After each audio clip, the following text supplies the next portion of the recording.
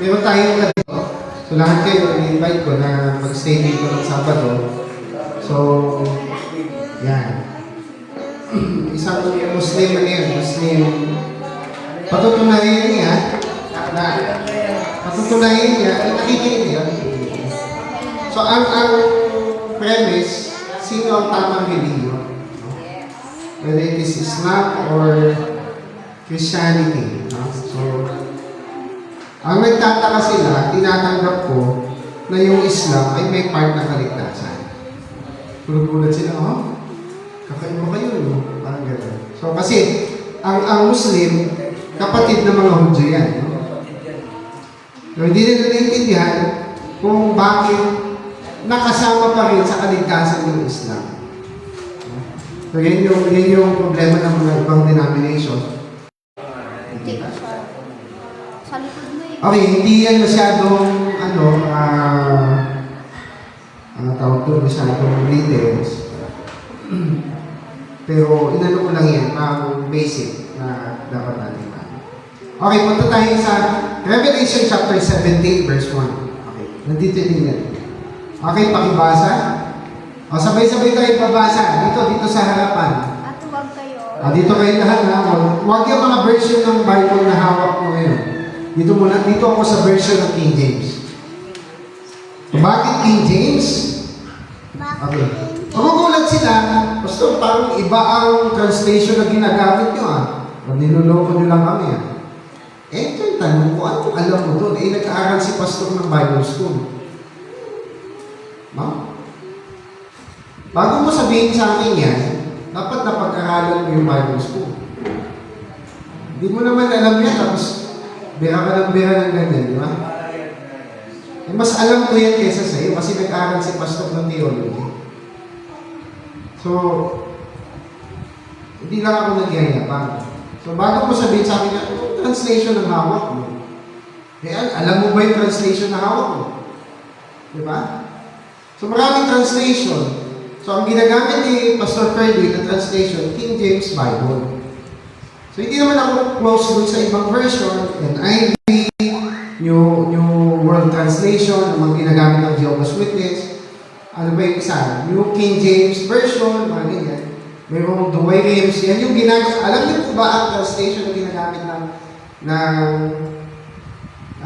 prominent religion ngayon, which is yan yung pinakamalaking religion sa Pilipinas? Douay Rheims.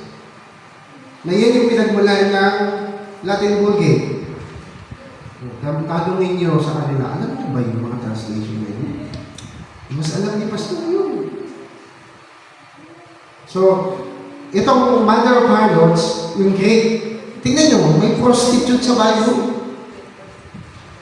Yung prostitute na yan yung hindi naligtas na prostitute. Okay, bakit ako nagsasalita ng ganyan na parang apologetics? Kasi, may karapatan tayo, may pagtanggol din ng ating pananampalataya. Walang pambuhan ito hindi sa limang buwan. Balik dyan, mas mo yung pasa kayo. Masama. Yung sign na yan, kahihiyan yan, sumpa. Pero hindi ako legalismo. Pag, di ba, yung church, may cross. Di ba si Pastor nag-preach doon sa Little Baguio na may cross yung simbahan? Hindi ako parte ng church. Kasi pagka pinag-usapan yung church building, yung church organization, wala na ako dun sa pastor. Hindi ko naman siya kaisa na ka-end-time believer. Siya po ay denomination na binibigyan na ako ng chance na makapag-preach doon. Salamat niya, nakapag-preach.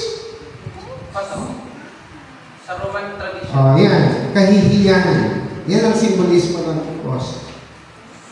Pero mayroong verse sa Bible, alamin natin yung verse ng Bible. Ito, pakinggan nyo to. Power of the cross. Paki-search mo. Power of the cross. Paki-search nyo sa cellphone nyo, yung mga Bible ko, type nyo sa English, the power of the cross.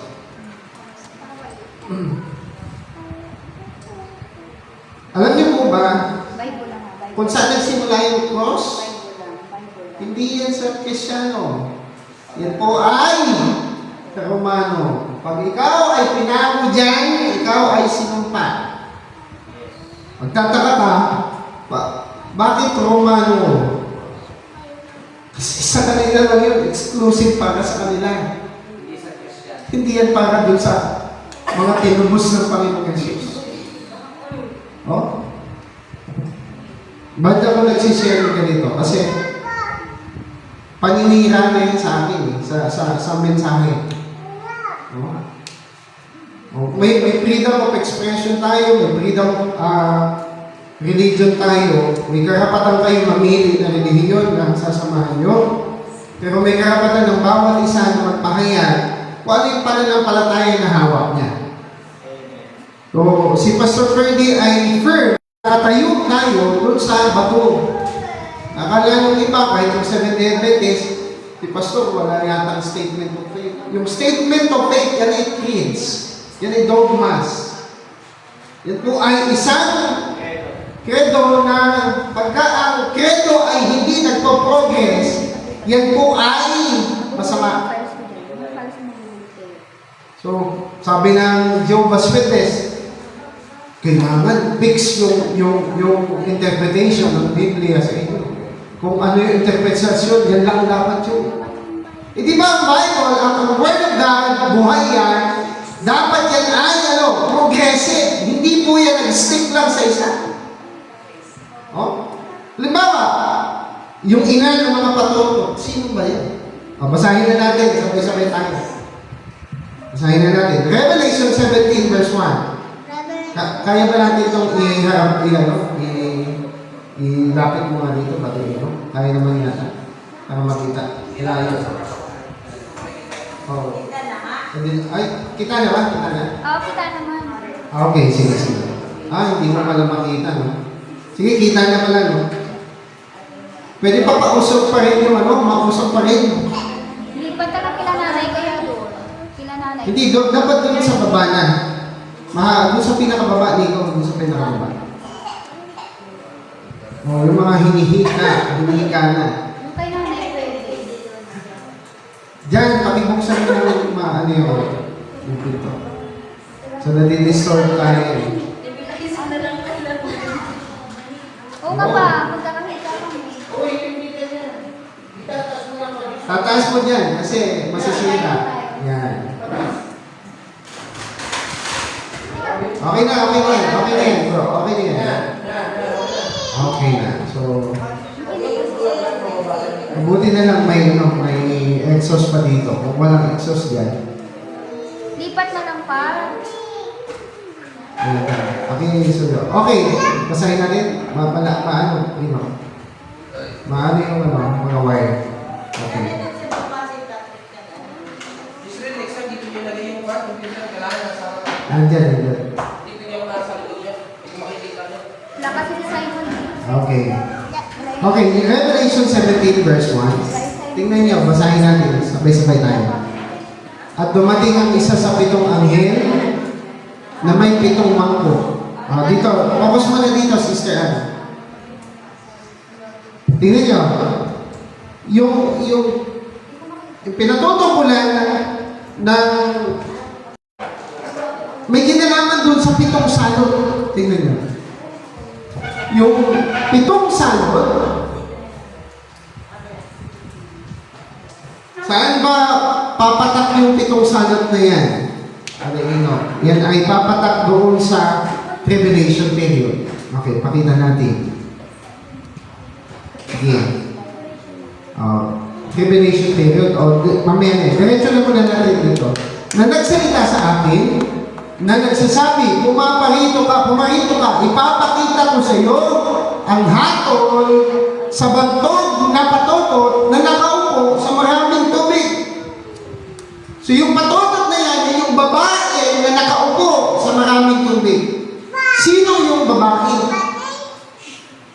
May babae daw na nakaupo sa tubig. So, para lang sa inyong kabatiran, ang tubig kung saan siya nakaupo ay mga ano ba yan?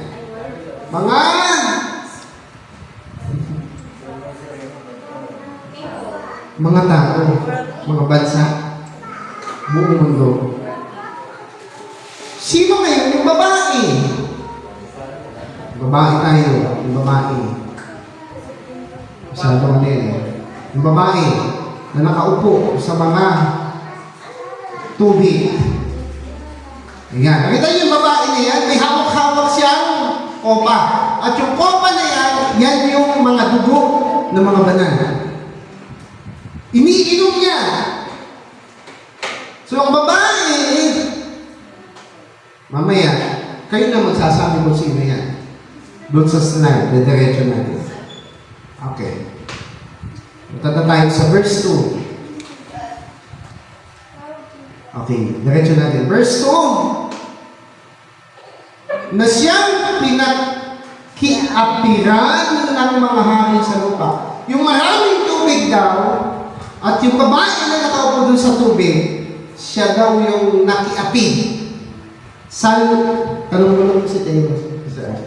Sa hari sa lupa. So, ibig sabihin, yung babae nito, nakiapi. Saan? Sa mga hari daw sa lupa. Ibig sabihin, hindi yan literal. Yan ay pakikipag-covenant sa different kings dito sa mundo. Sino ito? Okay. Kita niya? Napakaganda ng babae. The mother of harlot. At alam mo ba kung anong suot niya? Doon sa verse 10, para ino. Dito muna. Nakiapid lang muna siya. Nakiapid sa verse 2. At nakiapid sa akin at sa mga nananahan sa lupa ay nalasing sa alak ng kanyang pakikiapid. Yung alak pala na hawak-hawak niya, nakalasing sa kanya yun. Ibig sabihin, talagang lango-lango siya doon sa pakikiapid. Hindi yan literal na babae. Gine-represent lang na relihiyon na yan, yung babae. Diretso na tayo, verse 3. At ako'y, sige, sinong pwede pumasa? Basa ka rin. Sister Malika, pakibigay yung mic, Sister Beverly. Ito ba yun? Mahaba naman yan, sis. Abot yan dyan sa inyo. Okay, pakibasa. Tingnan natin kung sino yung babae na yan. Kasi yung babae na yan, nakikiapid siya. At ako'y ganyan din lang nasa espiritu. Saan? Sa isang ilang at Yung ilan, ibig sabihin yan yung wilderness. Yan yung walang mga puno, basta ano yan, mainit. May diretso. At nakita ko ang isang babae nakasakay sa isang harlot na pula. Napuno ng mga pangalang pangumuso na may 7 ulo at 10 sanga. Sungay. So take note, may nakita siya na isang babae na nakasakay sa hayop. Yung babae kanina na nakita niya nakaupo naman sa tubig, tapos nakita niya ulit ito, nakasakay na sa hayop. Sino ngayon yung hayop na sinasakyan niya? At yung hayop daw na yun, mayroon siyang pangalan na pamumusong sa Diyos. Hindi lang nila nang-realize, yung hawak-hawak nilang relihiyon, yun ang mamumusong sa Diyos. Nakita niyo po ito? Grabe, no? Makasakay siya doon sa leopard na itsura. Pero yung mga paa niyan, tigre, oso, yung bibig niyan. Tapos yung mayroon siyang 7 ulo at 10 sungan. Nakakatakot yan. Yan po ang world beast. Pag sinabing world beast, represent niya yung kabuuan ng mundo na yan po ay yan yung mananakop sa atin. Eh hindi natin alam, nasakop na tayo. Diretso, nakita niyo po yan? Sino kayo nasa picture? Mother of God. Kaya sabi ko, nagpo-post si ate ano, mas mabuti kung siging ka dun sa katotohanan na nalalaman. Kaya sa makisama ka dun sa ganung sistema na hindi nila alam bulag na bulag sila. Hindi nila alam, niloloko na sila ng relihiyon na yun. Obvious na obvious. Dito mamaya, papakita natin kung sa slide ko. Ano ba yung mga ginawa nilang inventong ahal? No? O sige, tanong. Mag-entertain na ako tanong. Habang dinidiretso. Kunin yun. Para huwag nang magtagal. Bakit daw po babae yung hinatulad sa pari? Kasi, Tulad. Represent kasi niya yung iglesia. Kaya babae, church. Yan ang representation kung ba't babae. May church. So may church pala na hindi patutot. Naging patutot man siya, pero sumunod siya at siya ay tinubos ng Panginoong Hesus. Alam niyo ba kung sino yun? Yun yung bride ni Kristo. Na dati siyang patutot, nagkasala, nahulog. Parang si Rahab. Yes. Pero nagsisi siya. Itong church na to, hindi ito nagsisisi. Basahin natin, gusto nyo? Hindi siya nagsisisi. Hindi kasi binubulag niya pa rin dati. Kaya nga, yung simbahan na to, binibigyan niya siya ng chance.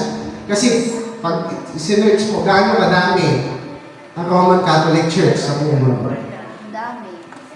Siya yung prominente, kasunod Islam. Pangalawa, Islam. Nakita niyo ba? Andito na lahat eh. Ng Babylon. Alam niyo ba kung sino yung ang starting nung bakit nagkaroon ng Tower of Babel? Alam niyo yung ibig sabihin ng Babylon? Alam niyo po ba ang ibig sabihin niya, yung confusion? At alam niyo po ba ang etymology ng Babylon? Yan po yan yung pinagsimulan ng relihiyon kung bakit ngayon may ganyan. No? Akala niyo ba walang corruption dyan? No? Mamaya, papakita ko sa inyo kung gaano karami documented to. Hindi to sabi-sabi ni Pastor. Mas comment ko pa sa akin. So na mag-comment, no? Bakit walang cross doon? Dakilang Babylonia, ina ng mga patoto at ng mga kasulabsok lang sa lupa. Tingnan niyo yung hiwaga. Ang dakilang Babylonia, yung pala yung pinagsimulan eh. Yung patotot pala na yun na nakikiapid sa mga bansa. Yung pala, ang etymology nun, Babylonia, ito pala yun. Pagano yan? No? Paganismo ang kanyang simula. Bakit ngayon naging isang palasak na siyang relihiyon? No? Diretso natin doon sa slide. Okay, verse 6. Pakibasa, Nikki. Verse 6. At nakita ko ang babae na lasing sa Nakita niyo dulo ba? ng mga batang. Tingnan nyo, take note. Yung babae, ano daw, tanongin mo si Tayo. Huwag mong pag-cellphone, dito mo lang siya. Basa. At sa dugo ng mga Saan naglasing? Saan lasing? sa dugo ng mga banal. At dugo ng Martyr ni Jesus. At nang aking makita siya ay Ginalas ako. ginalas ako ng malaking pangingilas. Bakit siya nang gilalas si John de Miracle? Alam niyo kung bakit? Marami siyang kinuhang buhay. Sino yung mga, balik mo bro, doon sa slide ko.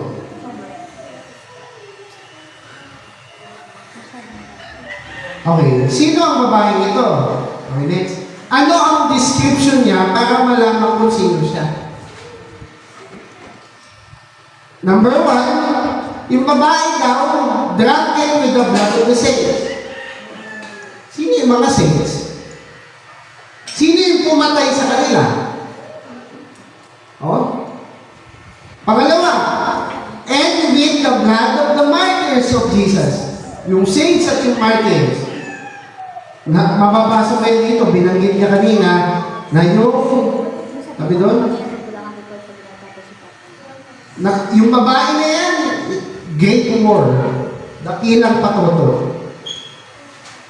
Patutot yan eh. Ang babae na to, patutot, na nakatayo, o nakaupo doon sa maraming tubig. Yung mga tubig na to, alam niyo ba kung saan yan? Pag sinet niyo sa Google, tanongin niyo, nakaupo siya doon sa 7 hills. At doon sa hills na yun, puro tubig. Alam niyo saan yan? Hindi. Yan yung Vatican City. Sabi ng iba, he is the most holy place, no? That is the most blasphemous city of all.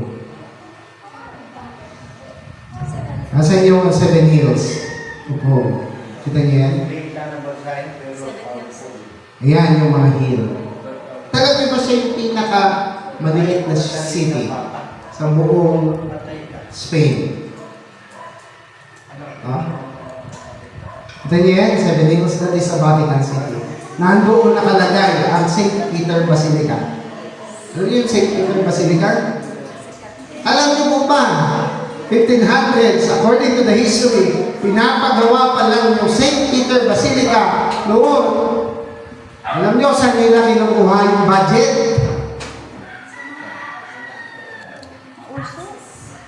Sa taxes, hindi na taxes. That is your indulgence payment.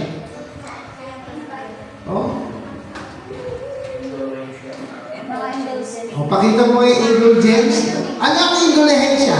Nabibili ang kaligtasan. Magkano binabayaran nila? Di ba, may mukhang magulang, kapatid, anak na namatay na hindi ka sure kung ligtas, ang gagawin mo, bibili ka ng indulgence, babayaran mo yun. Tapos magpipray ka ng maraming panalangin. The more na nagpipray ka daw, aangat yung kaluluwa doon sa purgatorio, tapos aangat yung unti-unti hanggang makapunta na sa langit. Mali paniniwala. Ganun ba ang sinabi ng Bible? Ang sinabi ng Bible, pag namatay ang tao, ano kasunod? Hebrews 9:27, pag-uubong na. Wala na po ganito. Eh, saan ang galing yan? Kailan nag-start yan? That is, 1500s, nagsimula ang doktrina ng purgatorio.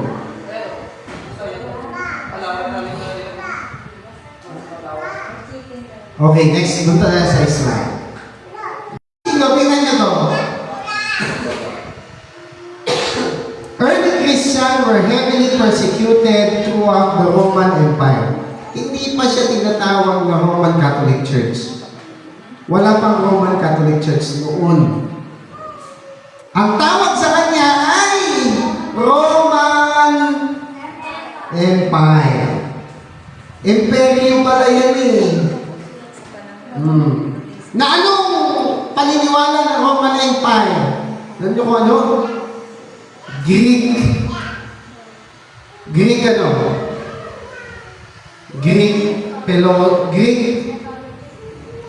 Yan. Greek mythology.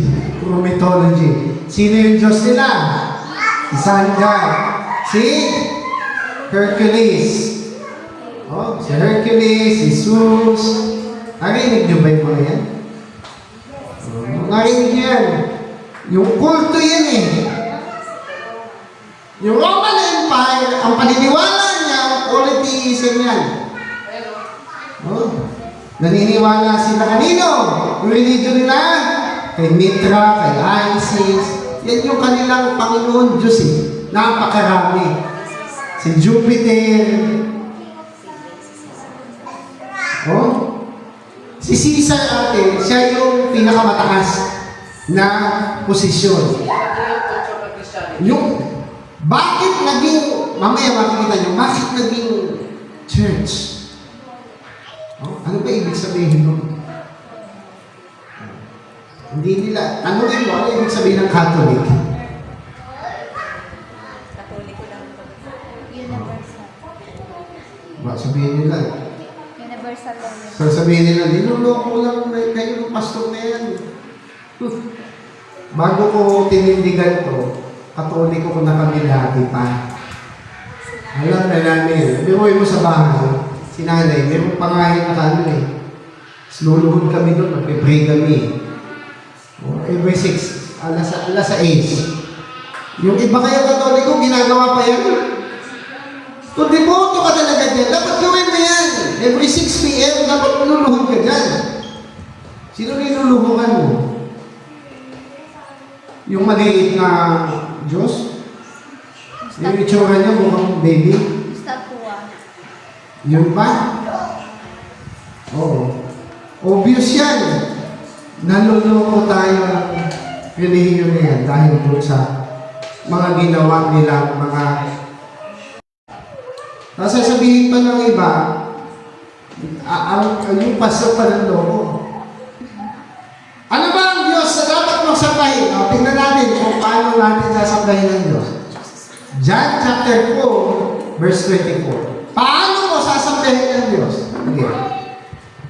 1:4, 24. Focus muna kayo dito, huwag kayo magkwentuhan. Tanong mo lang kayo, ha? Okay, pakibasa. Diyan, basahin mo. Dali. Lakasan mo, sigaw mo. Sigaw. Lapit ka dyan.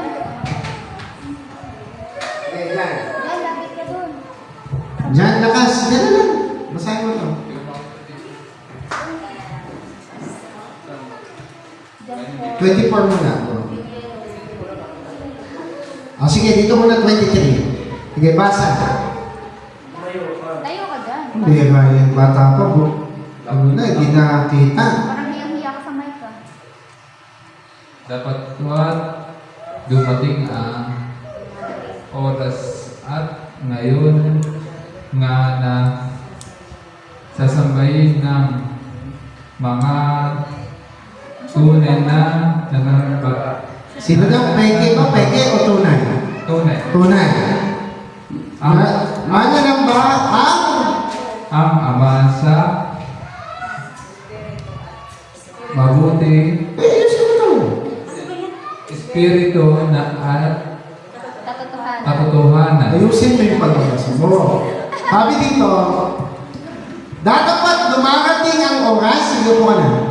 At ngayon nga, nasasambahin ng mga tunay, yung mga tunay na mananamba. Hindi yan marami. Kakaunti lang yan. Sabi ni Papa. Marami ang tinawag, kakaunti ang pinili. Sabi ni Papa. Maniwala kayo sa akin. Makipot ang daan. Malawak yung daan ng kabila. Makipot naman sa kabila. Oh? Paano nang sasambahin? Sabi nito, mga tunay na mananamba na ang Ama sa Espiritu. Bakit mo siya sasambahin na may nakikita kang larawan? Oh? Ba't kailangan mo siyang sambahin na mayroon kang hinahawak-hawakan dyan? Pinupunasan. Hindi yan Diyos. Yan ay kulto. Reliyon. Bakit? Ganyan noon yung mga kulto.